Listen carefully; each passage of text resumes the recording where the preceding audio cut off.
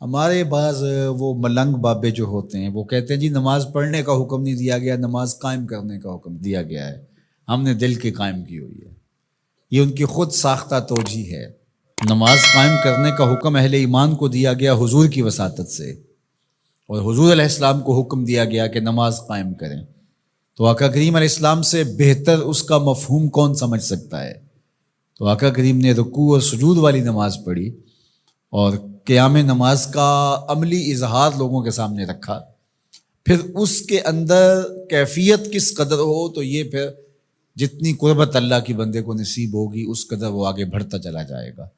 تو یہ باطل توجیہات یہ جاہل لوگوں کی، جس کے بدن سے بدبو کے ببوکے پھوٹ رہے ہوں اور جس کے جسم میں جوئیں پڑی ہوں اور جس نے 6 سال سے غسل نہ کیا ہو، وہ اس اعتماد سے کہہ رہا ہوتا ہے ہم نے قائم کی ہوئی ہے، ہم نے دل کی قائم کی ہوئی ہے۔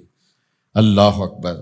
تو یہ اس معاشرے میں ایسے لوگوں کو ماننے والے اور ایسے لوگوں کی باتوں کو غور سے سننے والے اور ان جاہلانہ باتوں کو معرفت کی باتیں قرار دینے والوں کی کمی بھی نہیں ہے۔ تو اللہ تعالیٰ جل شانہ سے ہدایت مانگنی چاہیے کہ اللہ ہمیں ہدایت کا نور نصیب فرمائے۔ تو اقامت نماز سے کیا مراد ہے؟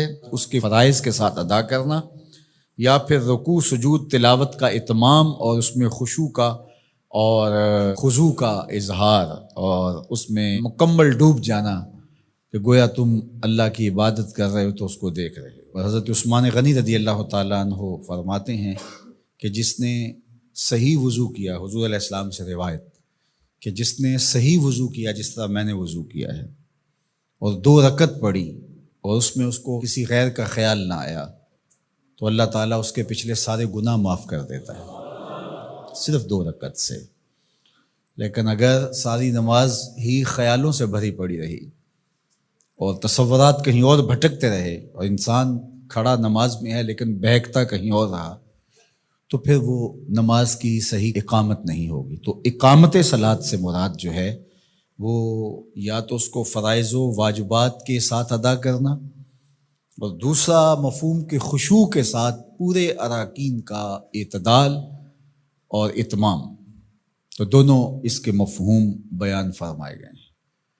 تو ظاہر ہے کہ ابتدا کے اندر تو کوشش ہوگی کہ فرائض واجبات پورے ہو جائیں، تو وہ خشوع اگر نہیں بھی حاصل ہو پایا تو پھر بھی کوشش جاری رکھنی چاہیے، نہ یہ کہ اب وہ تو کیفیت ہی نہیں نصیب ہو رہی تو میرا نماز پڑھنے کا کیا فائدہ۔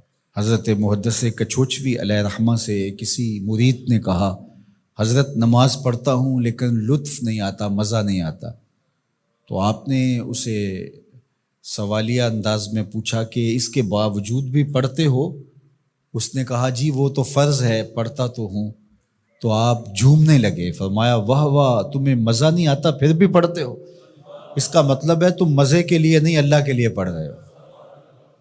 تو اگر لطف آ جائے، وہ کیفیت، وہ حظ، وہ تو بہت بڑی بات ہے، لیکن اگر نہیں بھی ہے تو اس کا فریضہ تو ہے اس کی طرف سے جو عائد ہوتا ہے، تو وہ شکل بنا کے تو کھڑے ہوں، وہ صورت بنا کے تو کھڑے ہوں، تو کسی دن وہ کیفیت بھی پیدا ہو جائے گی۔ خورش دے بدر را جو کب کو حمام کہ یک روز افتد ہمائے بدام۔ سعدی شیرازی فرماتے ہیں کہ دانے ڈالتا رہے، چوغا ڈالتا رہے، کبھی کبوتر آئے گا، کبھی کوا آئے گا، کبھی کوئی اور فاختہ آ جائے گی، لیکن کسی دن وہ بھی آ جائے گا جس کے لیے تم یہ سب کچھ کر رہے ہو۔ تو اس لیے محنت کو جاری رکھو، کوشش کرتے رہو، تو ایک دن انشاءاللہ اس کیفیت میں بھی چلے جاؤ گے۔ دروازہ کھٹکھٹانا چھوڑنا نہیں ہے، دستک دیتے رہو، کبھی تو بوا کھلے گا نا، کبھی تو آواز آئے گی کھلا ہے دروازہ آ جاؤ اندر، پھر اندر سرور کی وادی ہوگی، کیف کا جہاں آباد ہوگا۔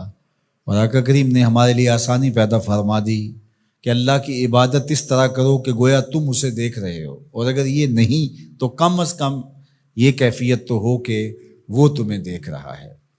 تو اپنی اپنی کیفیت ہوتی ہے، بہرحال نماز کو ترک نہیں کرنا، بھرپور کوشش ہو کہ خشوع و خضوع کے ساتھ نصیب ہو۔ تو نماز کی اقامت کا یہی مفہوم ہے۔